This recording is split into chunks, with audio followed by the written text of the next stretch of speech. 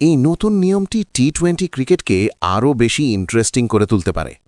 হ্যাঁ guys, Simon TOEFL, যিনি আইসিসির প্রাক্তন এলিট লেভেল আম্পায়ার ছিলেন, টি-20 ক্রিকেটে ব্যাট ও বলের মধ্যে ব্যালেন্স ফিরিয়ে আনার জন্য একটি বড় রুল চেঞ্জের কথা বলেছেন।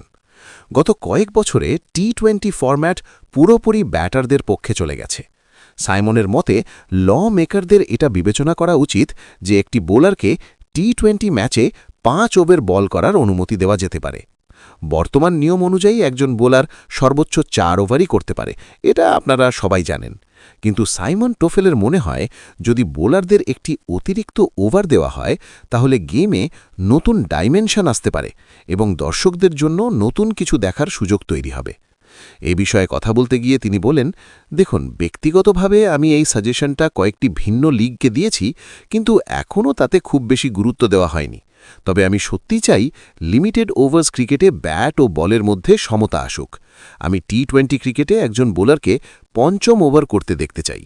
যদি একজন ব্যাটার পুরো ইনিংস খেলতে পারে এবং প্রথম বল থেকেই 100 রান করতে পারে, তাহলে আমরা কেন বোলারদের শুধু 4 ওভারই সীমাবদ্ধ রাখছি?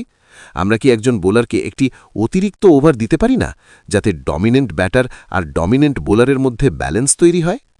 এই ধরনের পরিবর্তনের মাধ্যমে হয়তো আমরা স্কেলটা একটু রিব্যালেন্স করতে পারব। আমাদের এমন একটা পরিবেশ তৈরি করা উচিত যেখানে খেলোয়াড় আর ক্যাপ্টেনরা ফ্রিলি নিজেদের এক্সপ্রেস করতে পারে। আমার মনে হয় সুইচ হিট নিয়ে যে পরিবর্তনগুলো করা হয়েছে সেগুলো বেশ ভালো।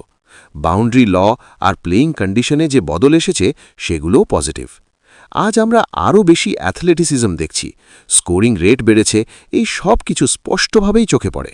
কিন্তু সেটা লজ অফ ক্রিকেট হোক বা প্লেয়িং কন্ডিশনস, আমার মনে হয় ব্যাট আর বলের মধ্যে ব্যালেন্সের দিকেও ফোকাস করা খুব জরুরি।